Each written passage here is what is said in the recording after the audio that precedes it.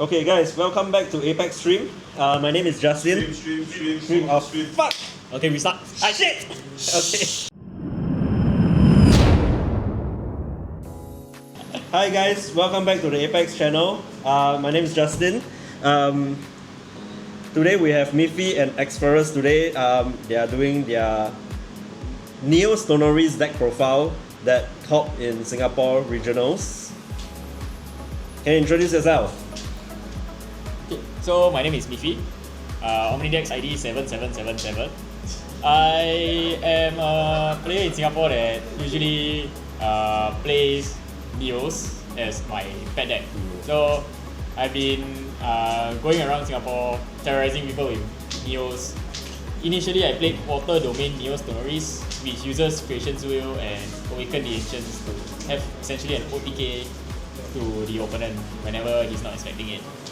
So I have a lot of experience with Neos, and I think it's a very fun deck to bring in your casuals to bamboozle those players who are stuck in their meta trucks ways. I'm Xferus, also known as Ragnar, Omnidex number 1261. I'm usually a judge, so I'm usually not playing.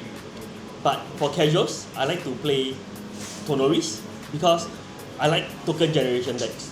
And this is one of the decks that attracts me because I can flood my field and makes big things and many things.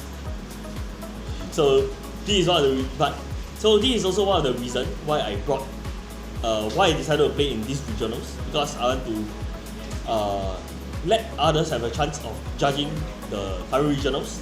So I decided to bring something of a more of a fun deck. Yeah, and I have a pack with you. Yes. Okay, come. Now let's dive to the deck profile. Can say lah. Yeah. So for the material deck, you will start with Spirit of Fire, level 1 Tonoris, level 2 Tonoris, level 3 Tonoris Genesis Aegis, Grand's Crusader's Ring, Backup Charger, Reciprocity.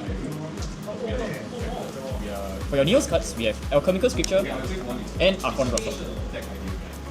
Lastly, for the tech cards for material deck, we have Territory, Meridian Protective Trinket, and Nullifying Lantern.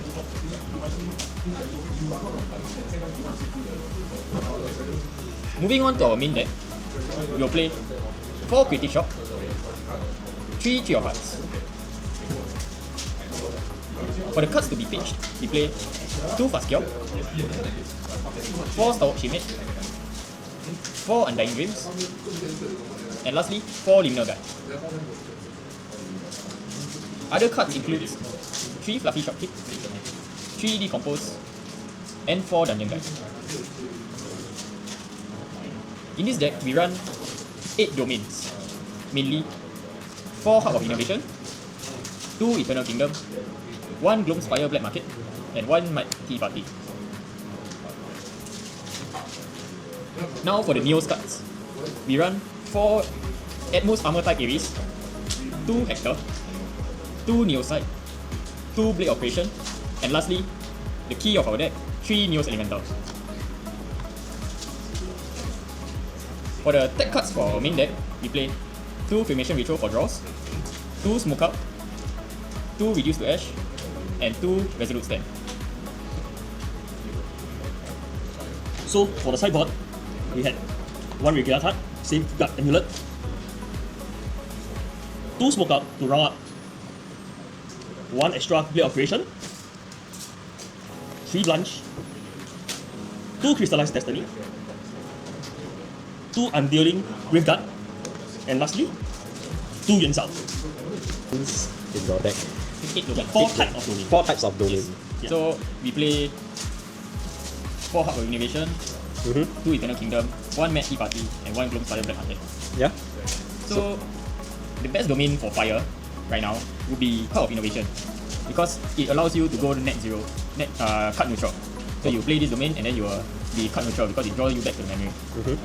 Eternal Kingdom functions in a way where it allows your domains to be reservable, so you can use your domains more effectively. So something like Fractal. Yes, it will function as fractals. But just be aware of the upkeep that you need to pay to every single recollection, or not you will need to sacrifice Eternal Kingdom. Okay. However, reciprocity. So not too sure if you remember reciprocity. So it can come out as long as I control 2 or more domains. Okay, and it also have a ability that if I remove a durability counter, I can negate the upkeep. Yeah. So I can use it to negate the Eternal Kingdom if I doesn't have any hand and I need the Eternal Kingdom and or one more extra domain for my future turn as a reservable. Okay. Yes. The other 2 domains that we play are Mad Tea Party and Gloomspire Black Market. Because Mad Tea Party in a way gives us sustenance, because every single time ally enters the field, whether it be your opponents or your own ally, you will recover 1. In the late game, this may be a way to recover back your lost health from leveling up. So the Tonoris issues lies that he can prevent attacks very well, but he cannot recover. Yeah. Mad Tea Party really is one of the best method to help you us recover back our life, especially when we are running cards like Ares. Ares effectively when it comes down, you'll create 2 Amor Shield. So this Amor Shield right, is also allies. So effectively by casting 1 Ares, I will have recovered 3 life. Yeah. So basically, when you play the Mad Tea Party, it's like telling, effectively you're healing 6 in the get-go, because you're telling your opponent that either you deal with this 6 health seizable domain, or you continue let me heal 1 and 1 and 1 every time you play something. Yes, that's right. Okay, can. So, understandable. The other reason why we even bothered to even put domains inside our deck is because of reciprocity. As what Xferus said, we can call out reciprocity as long as you have 2 domains from the deck. Okay. This ties in well with Tonoris level 2, in which on enter, Tonoris gain +3 attack. Yeah. So after a few rounds of testing, initially we started with Bulwark Sword, but we figured that playing Bulwark Sword as a normal materialization took too long, and it made our plays way clunkier. So the only other way we thought of effectively using Tonoris on enter effect is to have reciprocity inside our deck. And this allows you to play level up to 2, have 2 domains on the field, call out reciprocity, and then effectively use our +3 attack. So you'll be swinging Tonoris for 4 damage. Okay. That also synergize well with Hub of Innovation. So let's say you will level up to 2, you have only 1 domain. Yeah. So when you play a Hub of Innovation, you pay 3, and then you draw 1 to memory. Yep. This card that is drawn to memory can be used as cost to pay for reciprocity, since it's cost 1. And then next turn you will still have enough cards in your memory to level up to Tonoris level 3. Okay. Yeah. Just lastly, in case people do not know, reciprocity has a second effect which says remove a durability counter, negate up to 1 target upkeep trigger. So, and then if you control 2 or more domains, summon an automaton token. So what you can do with reciprocity is you basically call it out. It has 3 durability counter. Use 1 for Tonoris, so you have left 2 durability counter. Even if you do not have an upkeep trigger, since it says negate up to 1 upkeep trigger, you can choose effectively to negate 0, and then summon a automaton drone to clear off another ally. Okay.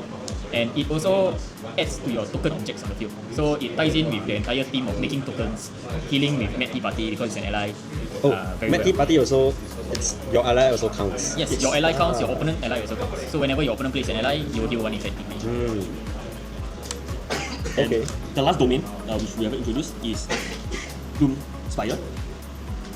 So Gloomspire is more of a card draw engine that we put in, that we thought that it will be relatively good because as we are leveling, our hand size will naturally go down. Yeah. And in Singapore, there is a lot of Crux players. Crux by base, the hand size is quite big. So this will mitigate in some sort that it will benefit only us and not the Merlin or Crux players. Yeah, as their hand will be too big. You can only draw when you have 7 or less cards. That's why we decided to put it in. And as per Hub of Innovation, Gloomspire also will allow you to draw a card to memory. So it's the same concept of Hub of Innovation where you pay for 3, call out reciprocity. So you're removing influence from your, you're removing 1 card from influence, so that it will reduce to around 6. Tap Gloomspire, draw to memory, and now you have enough influence, you have enough cards in your memory to level up to Tonoris level 3 again. Okay. Interesting. Big attacks such as Neos Elemental. Yeah. So eventually this Neos Elemental will grow up into 11-11 or 8-8 usually. What's the highest that you have won? The highest I went for this regional was 15-15. Okay. because every single turn I will keep on making more swords or using the obelisk to summon more drones. So the Neos Elemental effectively will keep going up by 2 every single turn. And then same goes with your Archon Broadsword. It will keep going up by 2 every single turn. So whenever you attack with a Neos Elemental, usually they will either crystallize Destiny, and that's when you can use your Smoke Cloud to pop their crystallized Destiny. Same goes with your Archon Broadsword. Whenever you attack with them, you will likely try to prevent it, and then you can destroy their prevention via Smoke Cloud. If it's not instant prevention, you're dealing enough damage to go through the shielding anyways. Okay. So I also noticed that you are playing Unyielding Graveguard. So this card is only just for Fire Aggros or Wind Wake Up, or is there like any other thing? Because okay, maybe it's for Water Diana as well. Yeah. Yes. Oh, mainly for Water Diana? Yes. And also mainly the aggro deck. Yeah. So if you have noticed, our early games is relatively weak. So we need some sort of defense. So our only defender in the main deck so far is Stalwart. 4 Stalwart and 3 Fluffy. Yeah, that's all. So we decided that we should have more defense with the Undying. The Undying is also good because the Undying synergies well with Batty Party. It come in, you recover 1. It dies, you come back in, you recover another 1. Okay. And people typically forget that Unyielding Graveguard can be Undying Dreams, effectively making it into a 2/4 after it being ephemeral. So it will help you a lot in just Now I understand. Okay. Because just now when you said when you see our list, you'll realize we are running a package that is very similar to the Crux Lorraine list. But we just decided to go Neos because it has more threatening endgamers where your Neos Elemental is just a very big victor that if your opponent do not have the text to handle it, they will just die because of the Neos Elemental. yeah, this makes me want to ask, if let's say you're fighting a Tristan, Yes. and then if the Tristan, or if let's say an Ari that's playing what's that card called, the 8 cost efficiency card, Ravaging Tempest. Ravaging Tempest. So either one of them is Ravaging or Ensnaring Fumes. How would you it seems to me like your game plan would be all over. So typically for those situations where they ensnaring fumes you or Ravaging Tempest your board, what you can do, what I usually do is I will just pick a Neos Elemental and I will decompose the Neos Elemental. Okay. Effectively making a lot more tokens on clubs. Let's say I have 12 tokens. My Elemental is 13 token. I will Okay. decompose it. So now I have 25 tokens. Yes. Right. So the Archon Broadsword will hit for very 27. So you're basically asking, if let's say the Tristan or Ari is playing that card, Ensnaring Fumes or Ravaging Tempest against you on your end step, you're basically telling them that either you kill me this turn or you're dead next turn. Yes. Okay. And just to take note, another thing for the Tristan matchup is Blade of Creation. Alone, it doesn't seem much because it just deals 4 damage, and then your shadows for Omnious Shadow for Tristan has 4 health, and it prevents 3 Yes. every single time. It gets damage. But once you combine it with Aura Steel Greatsword, you're effectively dealing 7 cleave. These 7 cleave will kill any Ominous Shadow. Okay. And Tristan usually can't deal with Aura Steel Greatsword because it's a token weapon. And the cards they usually run, which is Zephyr, cannot target a token weapon. It can only target Regalia and items and allies. So just presenting a 7 damage just like that would open up the Tristan to a big swing later on in the game. Anyways, if they bounce your Neos Elemental, you'll be likely playing it back for free because you have enough tokens to just play it back for free. Yeah.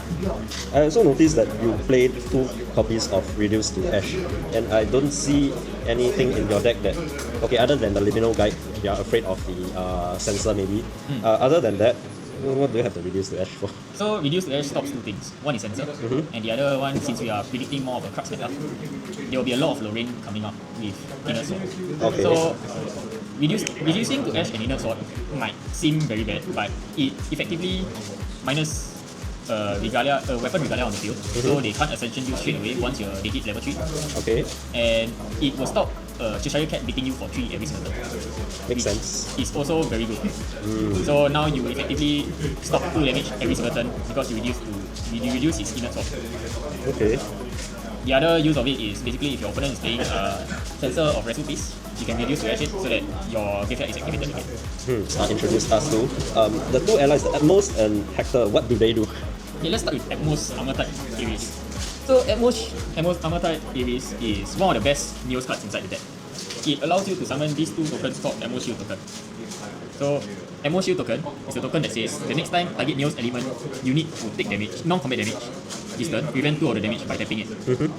The other line says that whenever a Neos element unit you control is targeted from an attack, you may change the target to this ally, effectively making it into an intercept target. Basically a cry for help. Basically a cry for help. So just now you were telling me about Tristan matchup. Yeah. If you have an Atmos Shield and he has no ensnaring films, he would not want to Shadow Strike you because of the Atmos Shield itself. So Shadow Strike can still be redirected to Atmos Shield because it's not intercepting, it's just Redirecting. redirection. Yes. Have you done that to any frequently? Yes. How did they fail? They not good because they don't know about the card. Yes. Then they just lose because of knowledge gap. Yes. Well, because- guys, reading helps explain the card. That's right. The other effect of Ares is for it to have +1 attack for each Atmos Shield token you control. So the more Ares you play, the stronger this. The more Ares you play, the more Atmos Shield you make. So in other words, your Atmos has the potential of going 4-5.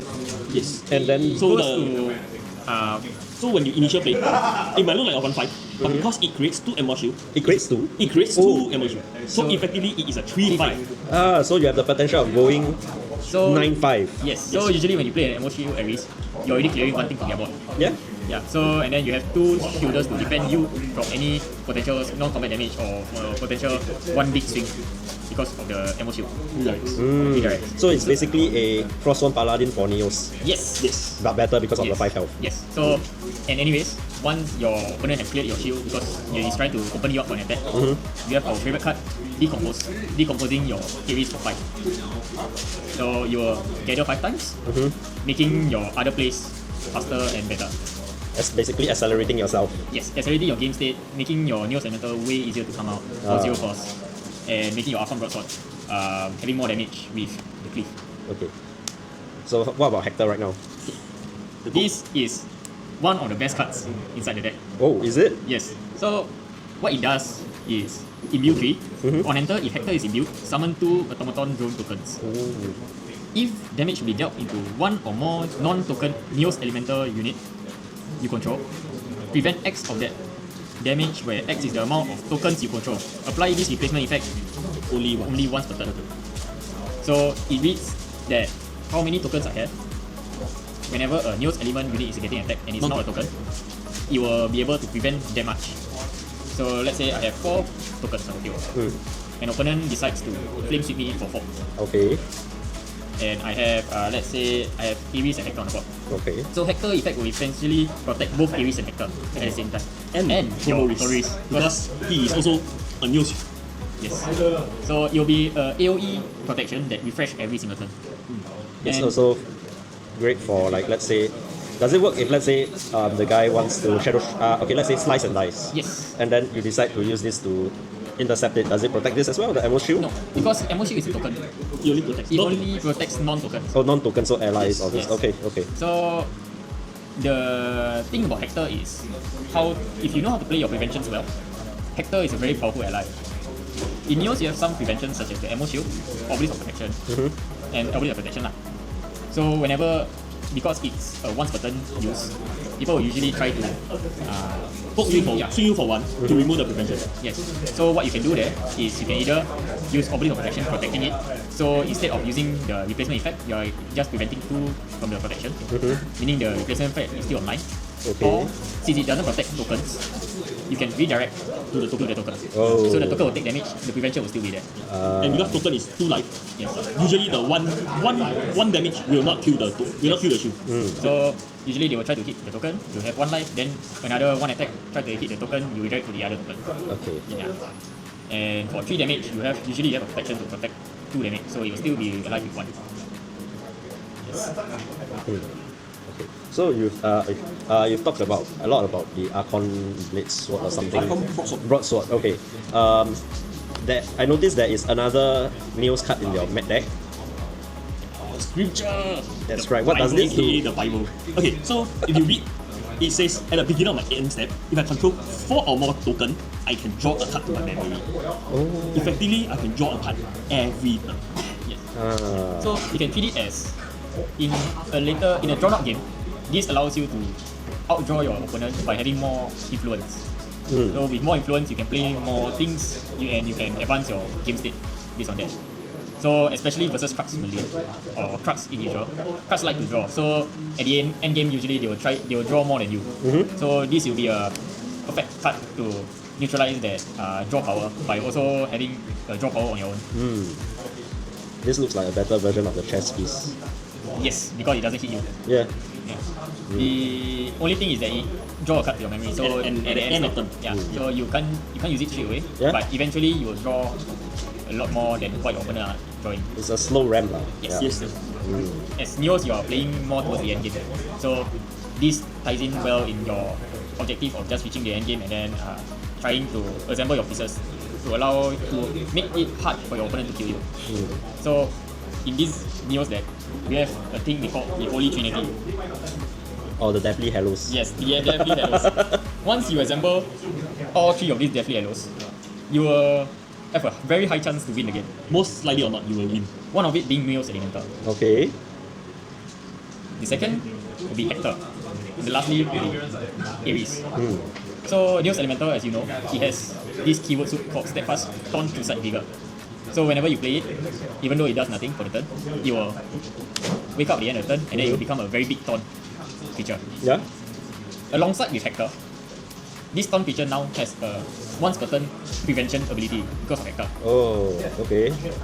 And if you add Ares to the calculation with your ammo shield, now any attacks that's going for Neos Elemental can be redirected to the shield and it retains the once per turn damage prevention. So it will be very hard for your opponent to try to break your board once you have any 2 of these 3 on the field. Yes. And just to remind players, Steadfast means that I can retaliate without tapping this Neos Elemental, effectively making them trade their entire board just to clear 1 Elemental. And since it's not unique, I can play more Elementals. That happened to one of my games. I played 1 Neos Elemental for 8-8. The Krux Lorraine Devastating Blow it, so it died. Next turn, I made around 3 more tokens, and I proceeded to summon 2 more Neos Elemental. Both of them are now 11-11, and they have Steadfast Taunt to Side Vigor, making the Krux Lorraine very hard to keep my face. I was surviving with only 2 health. So this is, if you manage to get any 2 of these, it will be very sticky on the board and it's very hard for your opponent to play. Yes. Other than ensnaring fumes. Other than ensnaring fumes. If they play ensnaring fumes, then you are likely fighting a Tristan, which you have all the cleaves to go through in because he cannot interact with it. Yes. So going through all this, because as I mentioned that I've never seen a Neos deck before. Is there like some kind of combo that I've missed or something? Yes. So one of the combos that you can do is that ties in very well is Reciprocity. So if you notice, we only play 2 Cremation Ritual. Yeah. So Cremation Ritual says as an additional cost, sacrifice an ally, then you draw 2 cards. What you can do with this is you tap Reciprocity, you create a automaton drone token, use that token to attack, then you Cremation Ritual the token. Essentially, you draw 2 cards from the Reciprocity. The other combos that we usually play on the end game will be Archon Broadsword and Blade Operation. So sometimes when you suspect, when you're fighting like Seviu Gojia and you suspect he has Innovate Agility, a way to go through their stealth is basically to just play Blade Operation and then use Archon Broadsword as a weapon. So this will be dealing 4 plus 2 plus how many tokens you have on the board. So basically, like what we had mentioned earlier, Blade Operation requires 7 tokens because it's cost 7. Yeah. So if you factor in the 7 tokens, which is the base, so 7 plus 4 plus 2, which is actually a total of 13, which effectively already killed the dragon. Yes. Yeah. So this is what I did to a Seiyuu player during my regional game. So I effectively just cleave the dragon anytime. Yes. Another fun thing that you can do that is not fun for your opponent is swinging with the Neos Elemental first, decompose it, and then swing with the Archon Boss. So let's say your Neos Elemental is being 11-11 Okay. mid-phase. So once you swing it, he's getting 11 damage. Then decompose it, make 11 hertz, and then you're swinging. So you have initial 10, so so plus 11 is 21. So your Archon Boss swing for 23. 23. Oh my god. Oh my Same god. goes if you factor in our beloved Blade of Creation. Yes. Oh my god. So essentially, this deck revolves around big hits and big allies. As long as those allies manage to come to the field, your opponent will have a hard time dealing with those allies, and you every single turn will try to beat his face. Because Neos Elemental has bigger, every turn you are just beating his face. If he crystallize Destiny, then next turn you are beating his face. Yes. I mean, if they crystallize Destiny, you also don't really care. Yes, because you have Unless you are going for Q or. Yes. Unless you're going for Q, then you smoke it out. But if you're not, then you just let it go. Just let it go. Your Yeah. Neos Elemental is still there. Yeah. Your Hector is still there. Yeah. You still need to somehow solve your bot. Yes. Okay, what's your talking about all these, right? What do you think was your biggest challenge during the regionals? Okay, so for me, I have problem with win run. Okay. If, as you can see, this deck actually doesn't have a lot of spell prevention, and your Holy Trinity need to come out. If not, the Arcane element will basically kill you fast enough. Yeah. On top of that, he still have Arcane Blast, which is another 11 damage. But once one or two of the Trinity came out, you are quite safe, but not 100%, because you doesn't know whether he is going in for the Arcane Blast or he is coming in for the Arcane Elemental. Yeah. So this is one of the issue I had, and that's my one loss. Okay. So for Miffy, I believe you had a different decks that you lost to? Yes, so the main problem for this deck, I feel, would be your deck that can mill you up. So for example, Water Genbu. I had my one loss to Water Genbu because he basically just started playing Fractal of Polar Depths and just start milling me out every single turn. Including the 2 Liminal he milled and 2 Floating he milled. So it's very hard for me to come back, to come for a comeback when my entire Neos package is already being milled to the graveyard. So that's another problem that we face whenever we play this deck. So for those kind of decks, I realized we just need to try to turbo up and then set up as much threats as possible on the field. Play your Nullifying Lantern. Hopefully it doesn't get destroyed, and try to end the game faster before he can Polar Depth you or swing with Resonating Fugue on your face. Another combo that you can do. This is a very fun combo that I usually do to my opponents, and they be very angry for some reason. Is I play a Liminal Guide. So once you level up, you had a Liminal Guide on the field. Yeah. Then pre-reflection, our Undying Dreams is a Liminal Guide, making it into a 3-5 for the turn. The normal play? Yes, it's a very standard play. Then you try to attack them, and they try to kill you. They try to kill the Liminal Guide. Then you just respond with Decompose. So now you make 5 hurts because it's a 3-5 on the field. Other things that Decompose can do is Dungeon Guide. On enter. On enter ability. Yes. On enter Decompose. Because they will cycle trap. So whenever they try to cycle trap your Dungeon Guide, you just respond with Decompose. Since it's a cost to sacrifice the ally, it's straight away set, and then you are leveling up with 3 hurt tokens. So even if they encap that, the Dungeon Guide still goes through. The Dungeon Guide still died, so your enter still goes through. That's the fun part of this deck. What? Okay, so I'm pretty sure okay, in Singapore community, I'm pretty sure that you were being This hell is the god of news. not really. You were He's a pioneer god. He's a pioneer news player. Okay, when I joined this game, you were the one that always I mean, You're gonna be videos for us. It's not gonna be that long. is it? Yeah. He's thinking what else to ask. Yeah. Because a lot of things will be cut out. Yup. I think the video won't be more than 30 minutes. Yeah. Okay.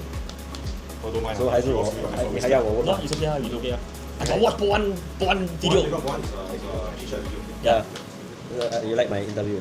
Not bad. Huh? My interview not bad. That one. Laugh at you. Keep one scold you. Like, what do you want to know? You interview. That one is my first time doing interview. I'm nervous. I know, quite funny. Like what? Okay. So again, Yes. when I first joined this game, you were always the one that they said that the Neos player. Whenever there's a new set that comes out, you will always dive back to Neos for like 1 or 2 weeks and then go back to a normal deck. So now that it's like nearing the end, I would say nearing the end or like 3/4 done of DTR, what actually inspire you to craft this deck to play in a regionals? Okay, so I can give you a little bit of more context. So initially, we brought more of the more competitive deck into Malacca regionals. So Miffy was on Merlin and I was on Seiryu. So we didn't perform as expected because we keep breaking. So Miffy was playing on Merlin like a fire ally deck. I'm playing Seiryu like a wind ally deck. So if you play Merlin and Seiryu, you know that that's not the right way of playing the deck itself. Yeah. Wind allies and fire allies. I protected my Fluffy for exactly 5 turns. So we got a bit too angry. I would say like a bit sad. Then when we get back to Singapore, so we're like, okay, the meta is very open. So what should we do? Should we continue our path down Merlin, Seiryu, or dive into other decks, or we'll try something new? Miffy is a player that plays Neos a lot, like that's what you say.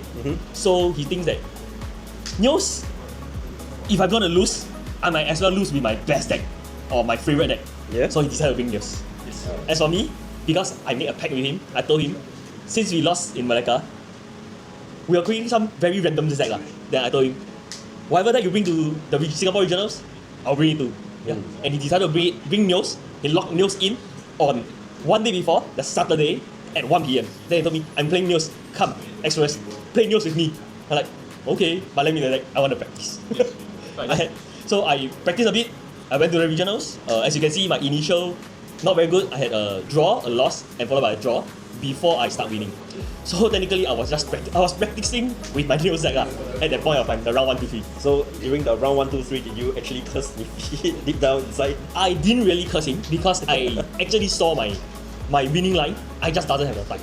So for game 1, the round 1, when I finished my game 1, I look up, the clock is 20 minutes left.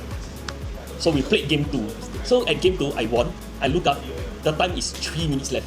I was like, I don't think I have time for game 3. So we had a 1-1. Game 2 was my win by loss. I know I will lose that game, but I tried. That was one of my most depressing game because I know it's a very bad matchup. So, but even though it's a very bad matchup, I think I did better than I expected. Overall, the deck really did better than I expected. And I didn't really expect to get top 32 with this deck. Yeah, I was just thinking that maybe I should just go in and have fun, clock my EP. Yeah, my main goal is to clock that one extra 100 EP for my platinum rank. That's all. But I did better than I expected. Well above what I expected. Yeah. Yeah, what about you, Miffy?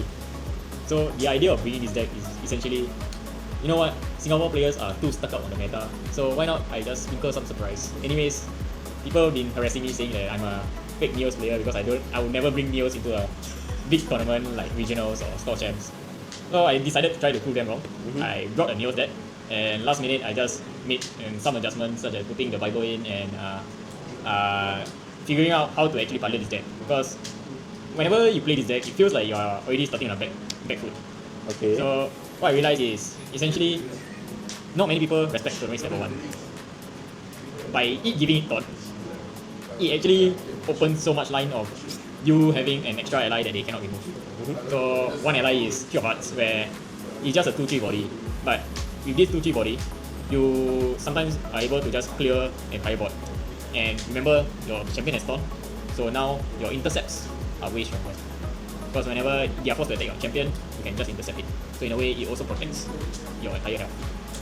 So, and anyways, I felt that it's time for Tonoris to have some love, even though its level 2 is quite bad. So I tried to make it, to show people that you can still play your pet deck. It's just how you pilot it to fight the meta. And the meta, I realized there's a lot of crux. So I figured out if I just can summon one big boy and they have no way to play it, I will just win. And that's what happened for most of my crux matchups. I fought 4 crux, 3 Lorraines, 1 Merlin.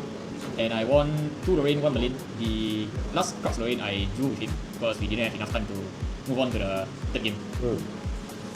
So I hope I proved my doubters wrong that I'm a Neos player, and I hope that Neos Tonoris will have a better level 2 and Neos will have a better support.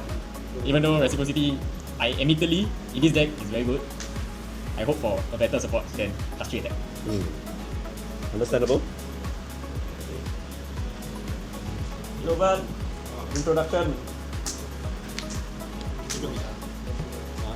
So 你要我过去那边吗？ Bobo 就是 You can just put behind.